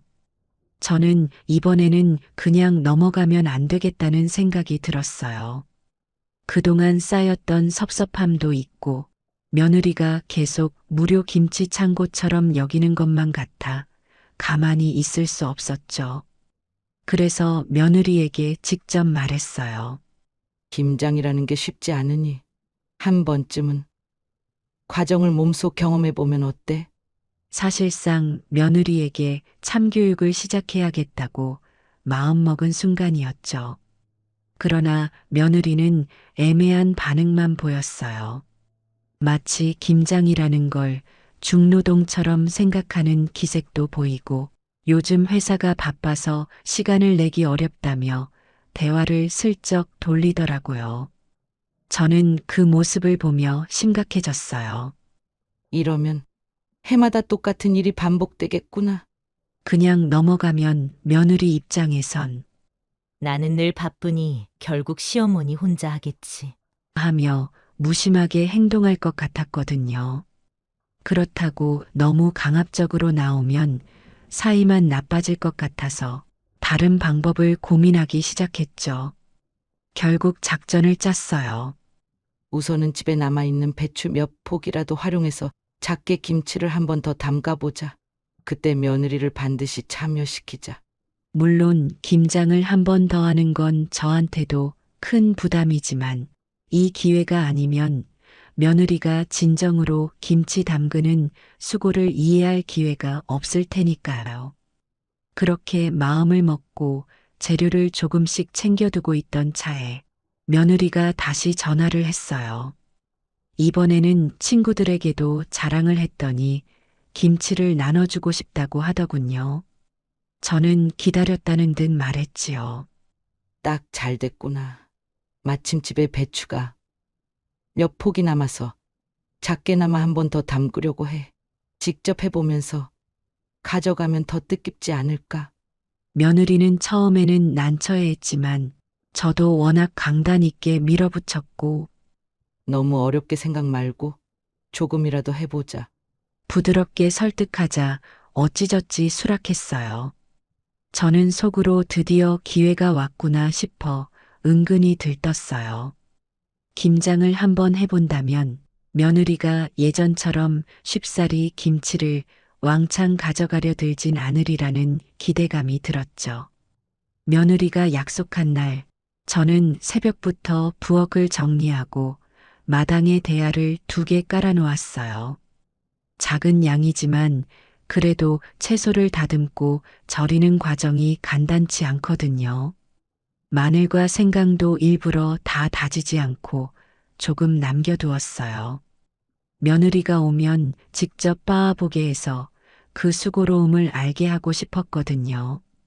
시간을 보니 약속 시각을 조금 지나서야 며느리가 도착했어요. 죄송해요. 길이 좀 막혀서 늦었습니다. 하는 수 없이 저는 괜찮다고 웃으며 대답하고는 바로 배추부터 건네줬어요. 우선 배추 뿌리 부분 좀 도려내고 상한 잎이 있으면 골라내자. 차근차근 알려주었죠. 며느리는 처음엔 자신만만해 보였지만 잠시 뒤 표정이 굳어졌어요. 계속 배추를 들고 칼을 움직여야 하는 데다가 잘못하면 배추가 망가질 수도 있으니 긴장되는 거예요. 그렇게 한 시간을 꼬박 보내니 며느리 이마에 땀이 송글송글 맺혔어요. 며느리는 헛웃음을 지으며 말했죠. 아니, 이게 생각보다 훨씬 힘드네요. 그제야 저는 속으로 드디어 조금이나마 깨닫는구나 하고 생각했어요. 배추 손질이 끝나면 소금에 절이는 작업을 해야 하고 그 사이 재료 손질도 해야 하니까요. 쉬울 리가 없죠. 저는 곁에서 물 한 잔을 건네며 며느리를 달랬어요. 이렇게 수고롭게 담가야 겨울에 맛있는 김치를 먹을 수 있다는 거지. 이윽고 배추 절이는 단계에 들어갔어요. 큰 그릇에 물을 받아놓고 소금을 적당한 양으로 뿌려주어야 하는데 이것도 손이 많이 가요. 얼마나 넣어야 적당하죠? 며느리는 물었지만 저 역시 정확한 레시피보다는 오랜 경험에서 오는 감각으로 판단하니 말로 설명하기가 쉽지 않답니다. 직접 조금씩 뿌려보며 감 잡아봐라. 며느리는 무작정 소금을 왕창 쏟다가 배추잎 위에 한 덩어리가 내려앉아 화들짝 놀라서 다시 소금을 걷어내기도 했어요. 그 모습을 보니 예전 초보 시절 저를 보는 것 같아 웃음이 났어요. 그렇게 배추를 절이는 동안 며느리는 옆에 놓인 마늘, 생강, 무 같은 재료들을 다듬었어요. 제가 미리 다 손질해 두지 않은 이유가 바로 이때 빛을 발했죠. 어머니, 이거 다 해야 해요? 며느리는 난감해했지만 실제 김장에서는 이것보다 훨씬 많은 양을 하루 종일 다듬어야 한다고 말해줬어요. 그러자 며느리는 연신 감탄을 하며 칼을 열심히 움직였어요. 하루 이틀이 아니라 몇 년 동안 이 수고로운 과정을 매년 해왔다는 사실에 이제야 제게 고개가 숙여졌는지 말수가 줄더군요. 점심때가 되자 저는 잠시 부엌에 들어가 간단한 국과 반찬을 준비해 며느리와 함께 먹었어요. 허기를 달래고 나니 며느리도 다시 기운을 차린 모양이었어요. 마당에 나가 며칠 전에 절여둔 다른 채소들과 함께 양념을 만들기 시작했죠. 고춧가루를 대야에 적당히 덜어넣고 새우젓과 멸치액젓 그리고 미리 다진 마늘과 생강을 조금씩 섞어봤어요. 중간중간 맛을 봐가면서 짠지 매운지 확인해야 한다. 며느리는 고무장갑을 끼고 양념을 버무리다가 눈을 크게 뜨고 놀라더라고요. 맵네요. 저는 웃으며 장난스럽게 받아쳤어요. 김치는 이렇게 칼칼해야 제맛 아니겠니? 그런데 생각보다 매운 기운이 강했는지 며느리가 물을 벌컥벌컥 마시는 걸 보니 조금 미안한 마음도 들었어요. 그래도 이 과정을 겪어봐야 이게 쉬운 일이 아니구나 하고 온몸으로 느낄 테니 저는 쓴웃음을 지으며 지켜봤답니다. 그렇게 양념이 어느 정도 완성되면 절인 배추를 하나씩 꺼내 속을 채워 넣어야 해요. 이 작업이 사실 김장 중에서도 가장 품이 많이 들어요. 배추 겉잎과 속잎을 한 장씩 넘기면서 양념을 고루 펴 발라줘야 하거든요. 조금만 신경을 덜 쓰면 어떤 부분은 양념이 뭉치고 다른 부분은 아예 닿지 않아서 맛이 고르지 않게 됩니다. 저는 시범을 보이기 위해 배추 한 포기를 손에 들고 입 사이사이에 양념을 바르는 모습을 천천히 보여줬어요. 며느리는 그걸 유심히 지켜보더니 이내 스스로 포기를 들어 시도해 봤어요. 어느 순간부터는 등에 땀이 송글송글 맺히고 숨소리가 거칠어졌지만 잠자코 집중해서 하더군요. 해질녘 무렵이 되어서야 작은 양의 김치를 다 담글 수 있었어요. 이제 거의 끝났으니 배추 한 포기만 잘라서 조금 맛보자. 며느리도 궁금해하길래 칼로 배추 한쪽을 잘게 썰어서 접시에 옮겨 담아 같이 시식해 봤죠. 아무래도 방금 담근 거라 양념이 잘 배지는 않았고 배추 본연의 아삭함과 매운맛이 그대로 느껴졌지만 오히려 그 매력이 있었어요. 오, 이 정도면 나중에 익었을 때 정말 맛있겠네요. 며느리는 눈을 반짝이며 그렇게 말했고 저는 속으로 생각했어요. 그래, 이제 조금은 알았겠지. 이 김치가 그냥 만들어지는 게 아니라는 걸. 곧 며느리가 수고했다며 허리를 펴고 한참 쉬고 싶다는 표정을 지었어요. 저는 웃으며 장갑을 벗고 손을 씻으며 말했죠. 많이 힘들었지? 근데 이게 양이 큰 김장일 때는 배추가 몇십 포기가 아니라 몇백 포기도 하곤 해. 그 과정을 매년 반복해야 온 식구가 겨울을 편히 보낸단다. 며느리는 고개를 끄덕이더니 이내 표정이 숙연해졌어요. 그리고 제게 조용히 말했어요.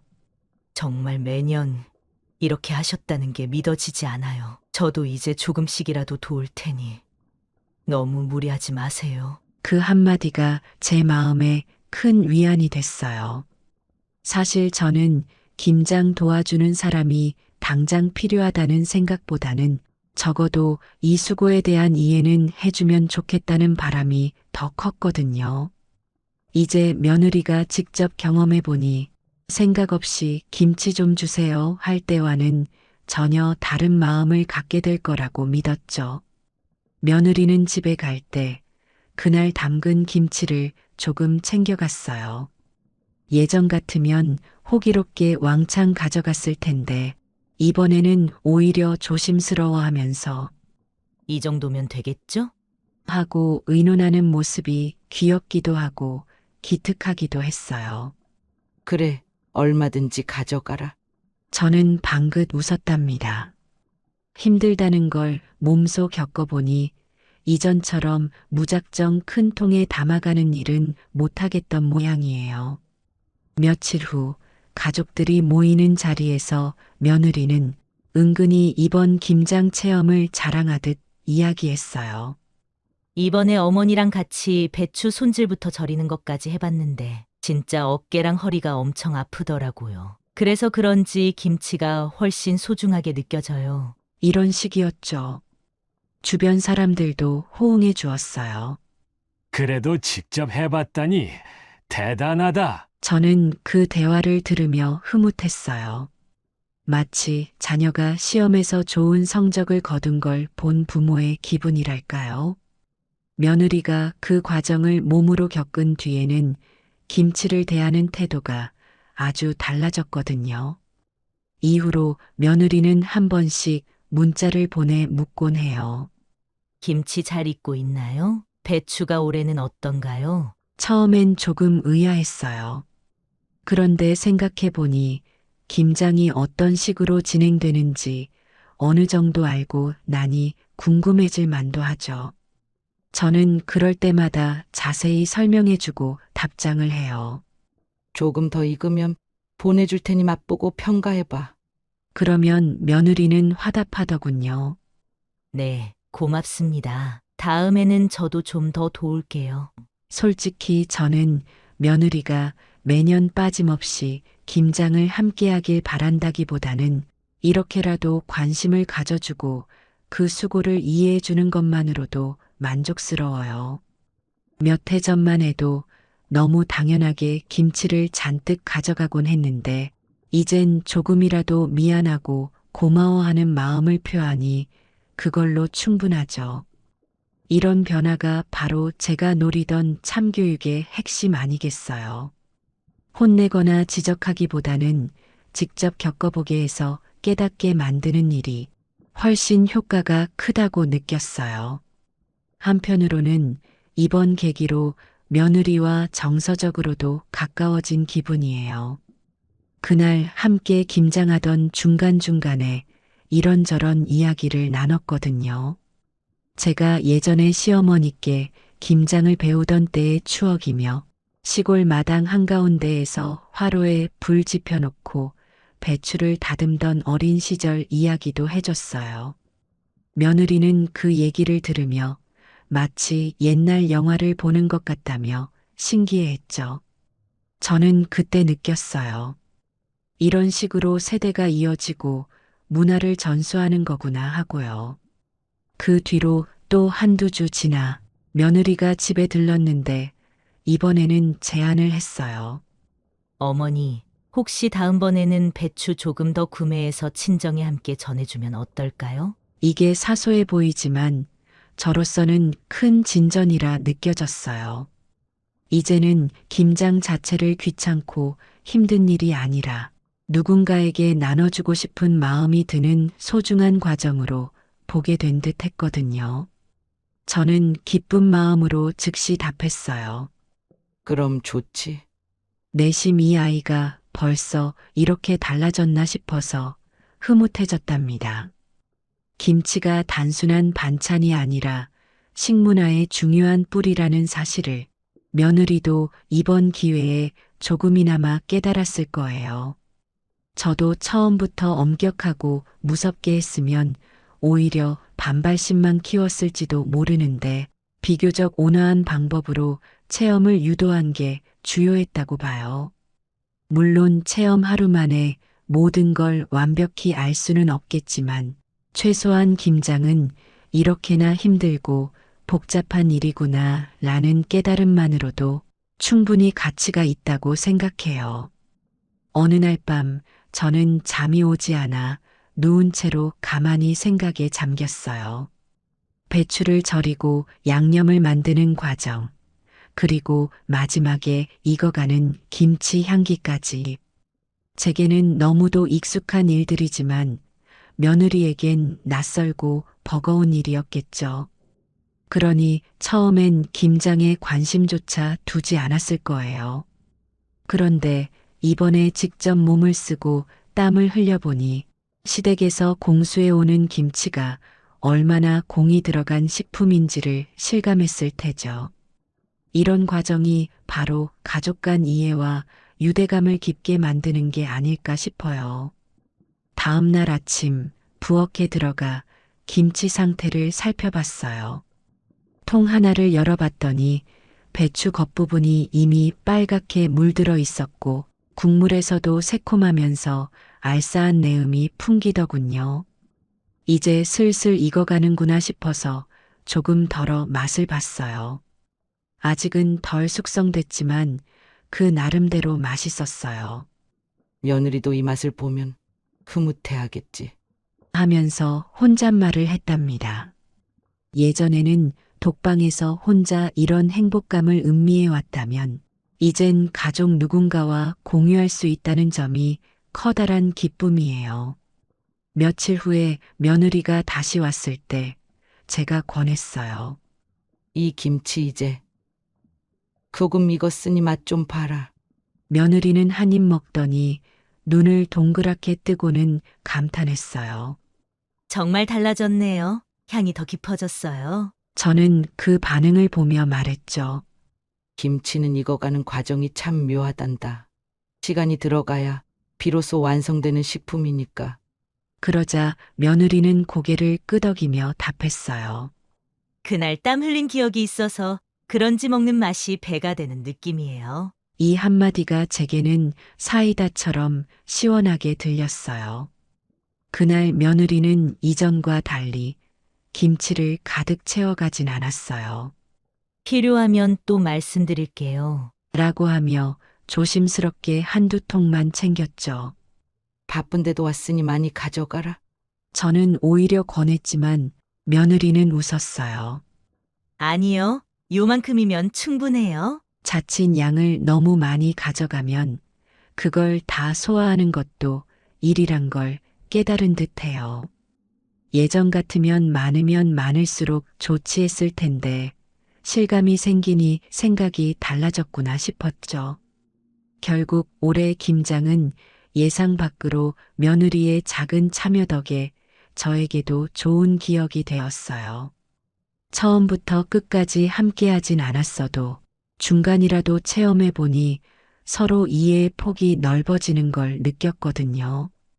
저는 오히려 매년 해야 하는 이 힘든 행사에 활력소가 생겼다고 생각해요.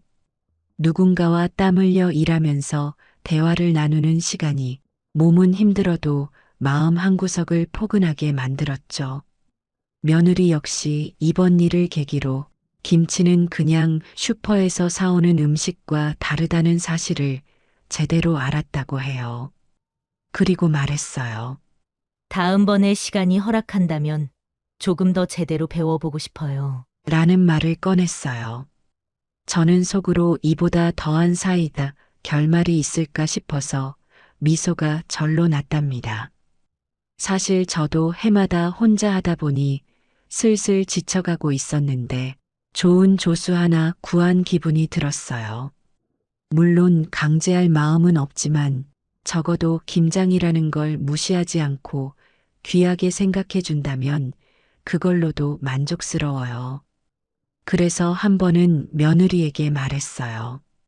나중에 너가 주도해서 김장을 해본다면 난 옆에서 서포트만 할게. 며느리는 웃으면서도 한편으로 겁이 나는지 이렇게 말하더군요.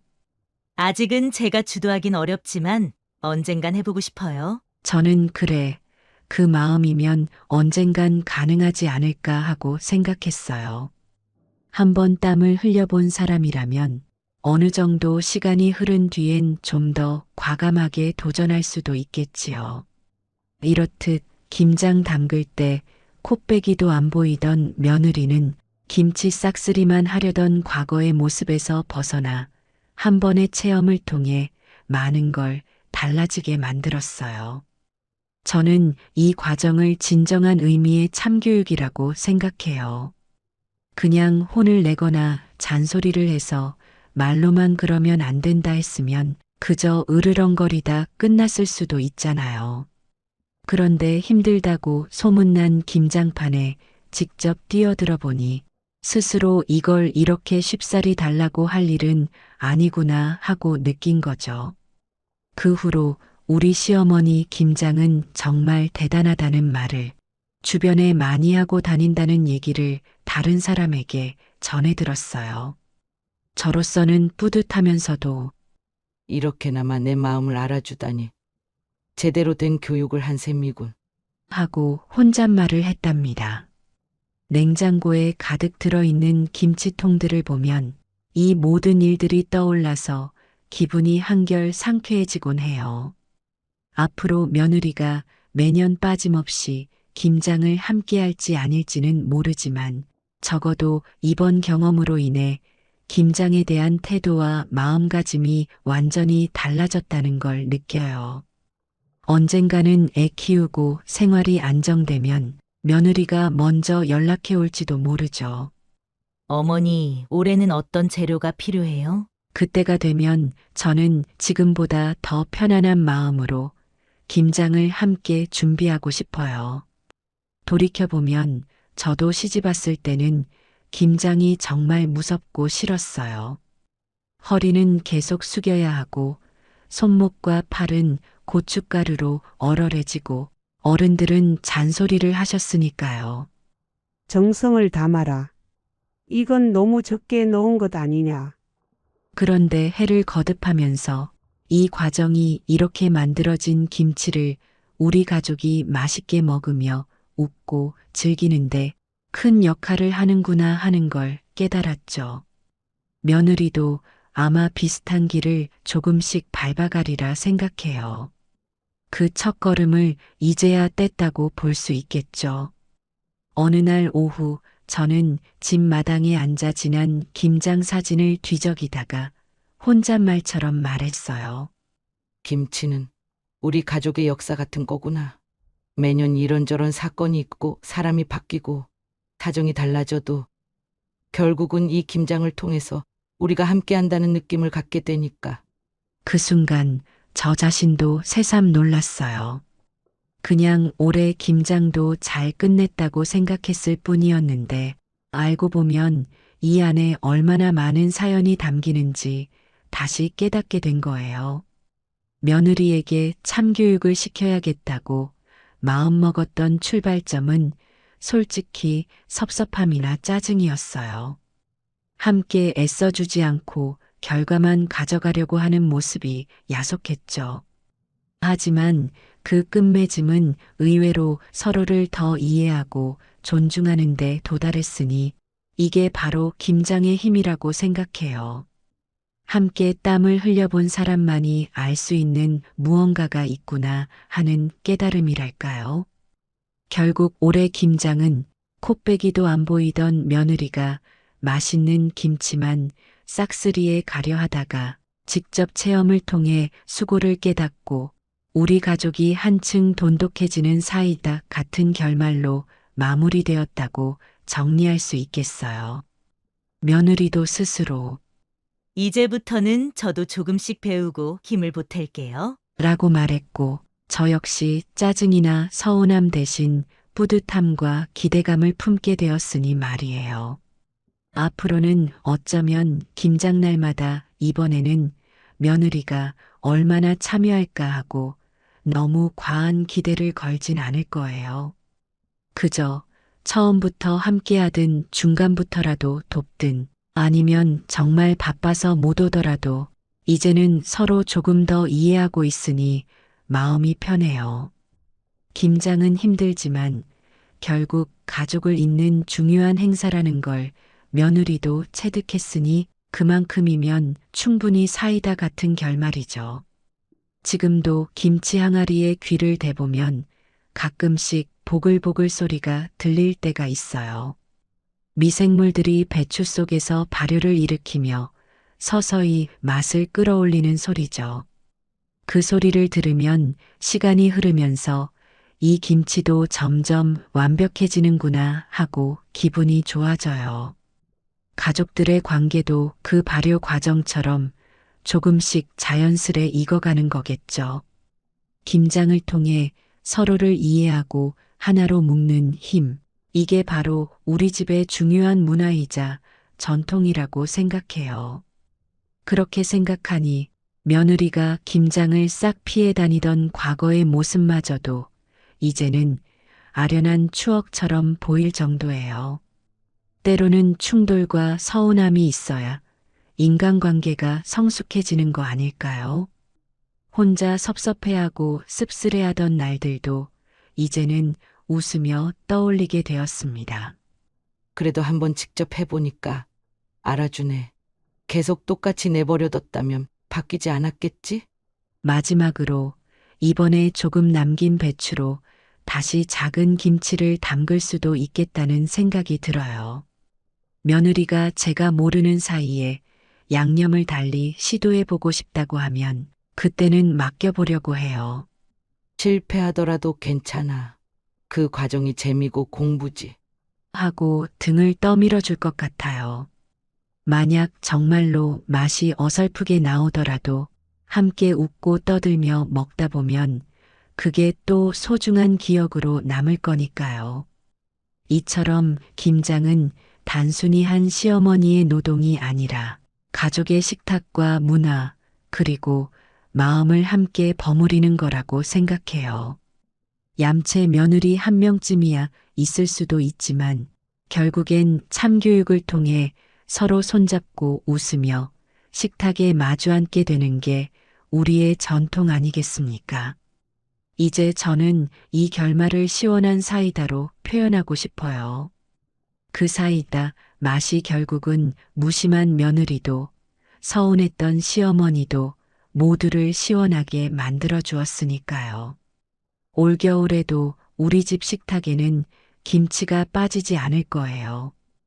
이거 어제 먹었을 때보다 더 익어서 맛있네. 가족들이 웃고 조금 더 시원해지면 국물에 밥 말아 먹어야지. 때로는 즐거워하겠지요. 그 풍경을 떠올리면 허리가 아파도 마냥 기쁜 건 아마도 김장을 통해 우리가 한층 가까워졌다는 걸 느끼기 때문일 거예요. 저는 매년 이맘때면 김치 한 조각을 입에 넣고 그 깊고 칼칼한 맛을 음미하며 이렇게 생각하곤 합니다. 결국 모두가 함께 익어가는 거야. 이 이야기가 바로 콧배기도 안 보이던 며느리가 김치 싹쓸이만 하다 참교육을 당하고 그래서 비로소 가족의 정과 김치 담그기의 진정한 가치를 깨닫게 된 과정이에요. 부디 이 사건을 통해 며느리도 저도 서로를 알아가며 더 나은 식탁을 만들어갈 수 있기를 바랍니다. 앞으로의 김장이 더 이상 혼자의 노고가 아니라 다 같이 웃고 떠드는 즐거운 자리가 되기를 간절히 기대해 봅니다. 그렇게 바라는 것만으로도 벌써부터 마음 한구석이 따뜻해지는 걸 느껴요. 결국 사이다 같은 마무리란 바로 이런 게 아닐까요? 얄미운 상황도 섭섭함도 분노도 그 모든 것을 직접 체험과 이해로 바꿔내는 기적 같은 힘. 김장판에서 땀 흘려본 사람이라면 누구나 느낄 수 있는 그 특별한 감정이 우리 가족을 하나로 엮어주었다고 확신해요. 올해 고생했으니 내년엔 더 수월해지겠지 하고 기대해보며 저는 오늘도 잘 익어가고 있는 김치를 한 번씩 살펴봅니다. 그 익어가는 소리가 가족의 웃음소리처럼 들리는 듯한 이 순간이 제게는 무엇과도 바꿀 수 없는 행복이랍니다.